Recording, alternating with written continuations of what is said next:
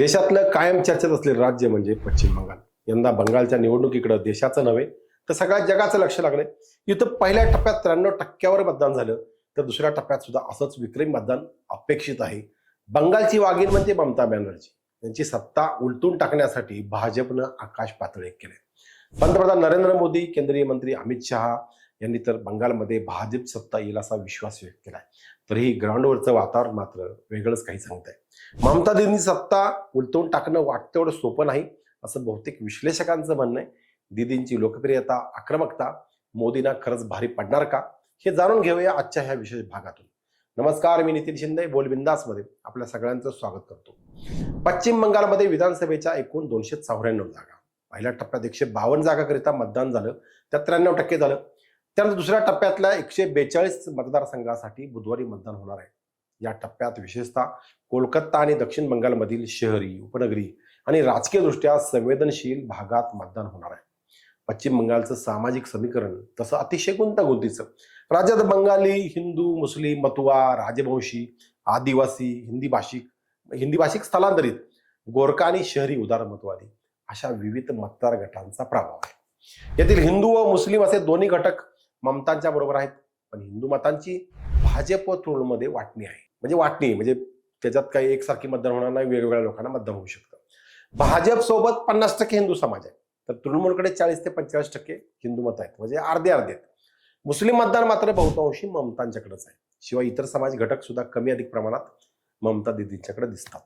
त्यामुळे ममतांचं राज्य खालसा करणं भाजपकरिता वाटतं तेवढं सोपं आज तरी वाटत नाही. उत्तर बंगाल, जंगलमहाल, औद्योगिक पट्टा, गंगेच्या खोऱ्यातील जिल्हे आणि महानगरी कोलकाता असे बंगालचे 5 राजकीय पट्टे, म्हणजे 5 विभाग.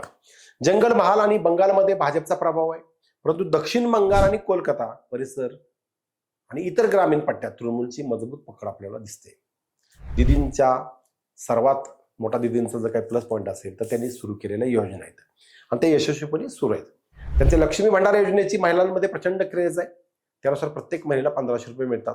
जवळपास 2,40,00,000 महिला याच्या लाभार्थी आहेत. आधी पासून ही योजना सुरू आहे, म्हणजे अगोदर नरेंद्र मोदींच्या योजनेच्या अगोदरपासून. याखेरीज स्वास्थ्य साथी ही कॅशलेस योजना सुद्धा लोकांकरता फायदेशीर ठरते. युवा साथीच्या माध्यमातून युवकांना बेरोजगार भत्ता मिळतो, तर युवाश्री पेन्शन योजना सुद्धा सक्सेसफुल दिसतात. त्यामुळे महिला, ज्येष्ठ नागरिक, युवक ममता दीदींच्या पाठीशी असल्याचं चित्र बंगालमध्ये आहे. तरी उच्च शिक्षित वर्गाच्या नोकरी धंद्याच्या दृष्टीने काही अपेक्षा आहेत. तरी उच्च शिक्षित आणि युवकांच्या नोकरी धंद्याच्या काही अपेक्षा आहेत. पक्क्या आणि चांगल्या पगाराची अपेक्षा असलेला हा वर्ग भाजपकडे वळू शकतो. औद्योगिकरणात चमकदार कामगिरी बंगालला करता आलेली नाही. अनेक मोठमोठे प्रोजेक्ट बंगालकडून हातातून गेले. आपण सिंगूर सारखा प्रोजेक्ट बघू. पाठीमागं तो ममता दीदींना किंवा कोणालाही तो घेता ठेवता आला नाही, म्हणून तो गुजरातला गेला किंवा इतर त्याचा हलवला गेला. तो फटका बंगालला पाठीमागच्याही म्हणजे अगदी ममता दीदी असतील किंवा मुदुरे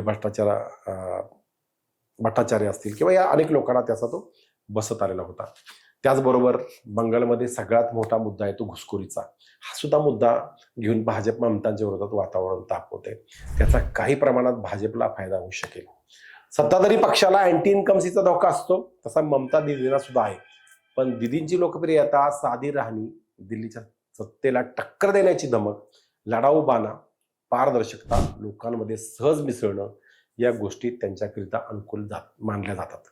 भाजपनं यावेळी आक्रमक प्रचार केलाय. केंद्रीय नेतृत्वाचा यात मोठा सहभाग राहिला. अनेक केंद्रीय लोकांनी तिथं येऊन ठाणं मांडलेलं आहे. यातून बंगाली अस्मितेच्या मुद्द्याला आणखी धार चढलेली दिसते. राज्यातील वाढते मतदान हा त्याचाच परिपाक मानला जातो. खरं तर संपूर्ण बंगालमध्ये अद्याप भाजपनं हातपाय पसरलेले नाहीत. मागच्या वेळी पक्षाला 77 जागा मिळाल्या, त्यात या खेपेला वाढ होण्याचा अंदाज आहे. तरी भाजप सत्तेवर येईल असं वातावरण नाही. काँग्रेस व कम्युनिस्ट आघाडीचा ठराविक भागात प्रभाव आहे, त्यामुळे त्यांना सुद्धा फार संधी दिसत नाही. मागच्या वेळी तृणमूलनं 48% तर भाजपनं 38% मतदान मिळवलं होतं. पण जागांच्या मधलं जे अंतर आहे ते खूप मोठं होतं. तृणमूलनं तब्बल 294 पैकी 215 जागा मिळाल्या आणि भाजपला फक्त 70 जागा होत्या, हे लक्षात घ्या. एरवी भाजप शहरी पक्ष असला तरी बंगालमध्ये शहरी भागात वर्चस्व मिळवण्यात पक्ष अजून सुद्धा कमी पडतोय. ग्रामीणमध्ये वर्ग भाजपला मानणारा आहे, पण तो खूप असा मोठ्या प्रमाणात आहे असं नाही. त्यामुळे भाजपने किती वातावरण तापवलं तरी बंगालमध्ये ममता दीदींचीच लाट पाहायला मिळेल असं विश्लेषक म्हणतात. तुम्हाला काय वाटतं हे कमेंट करून सांगा. आणि अजूनही आमचा चॅनल सबस्क्राईब केला नसेल तर तो आत्ताच करा. धन्यवाद. जय महाराष्ट्र.